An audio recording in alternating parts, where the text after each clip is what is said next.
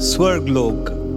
यह लोक मनोलोक से भी अधिक सूक्ष्म परमाणुओं से बना है।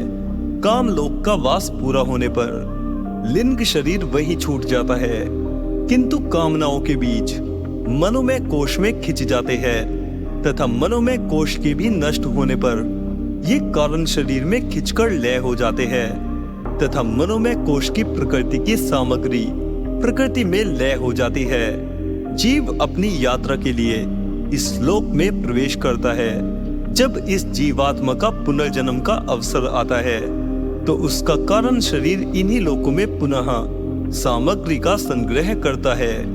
अब जीवात्मा का केवल कारण शरीर ही रह जाता है जो मोक्ष पर्यंत बना रहता है।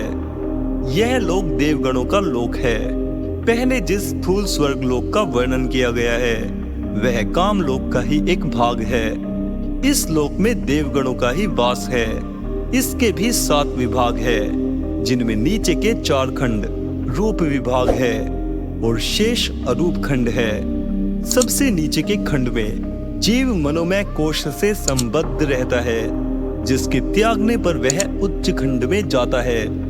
शुद्ध विचार, शुद्ध मन, सदाचार के प्रियतन और इच्छाएं उपकारार्थ कर्म करने वाले जीव यहाँ पहुँचते हैं। कोई भी सद्गुण व्यर्थ नहीं जाता, चाहे वह क्षण भर के लिए ही किया गया हो।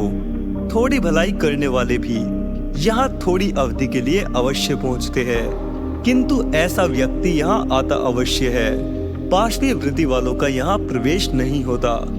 यहाँ कोई विरोधी व्यक्ति भी नहीं आता। यहाँ जीव को अनेक जन्मों की याद आ जाती है तथा आगे के जन्मों का भी पता लग जाता है।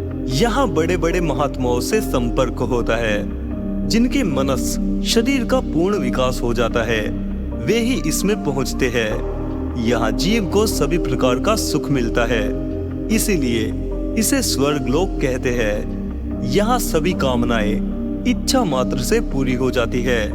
उत्तम गुणों वाले ही इसमें प्रवेश करते हैं, जहाँ सभी संशय मिट जाते हैं। यहाँ तक के सभी लोग मनाह स्तर तक के ही है।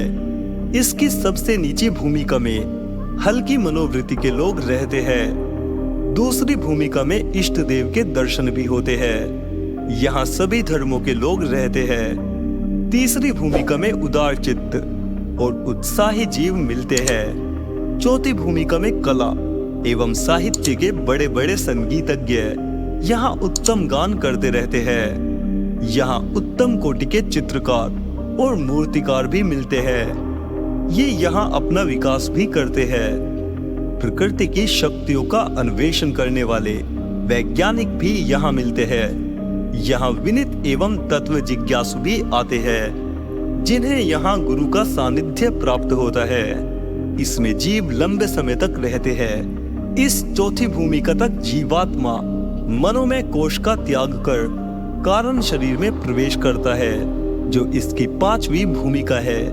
यह अरूप खंड है। इसमें प्रवेश करने पर जीव को सृष्टि रचना का ज्ञान हो जाता है।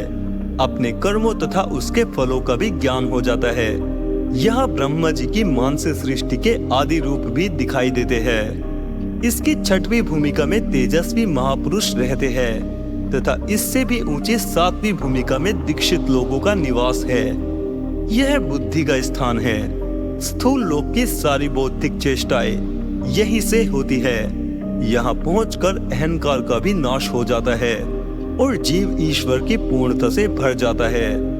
यही जीव का निज धाम है, जहाँ वह पुनः लौट आता है। मनुष्य जीवन का यात्रा चक्र यही तक के लोकों के मध्य निरंतर घूमता रहता है। यह संपूर्ण आवागमन चक्र जीवात्मा का जीवन काल है। यह इस स्थूल शरीर तक ही सीमित नहीं है, जिसकी मृत्यु पर मनुष्य अपनी मृत्यु समझ लेता है।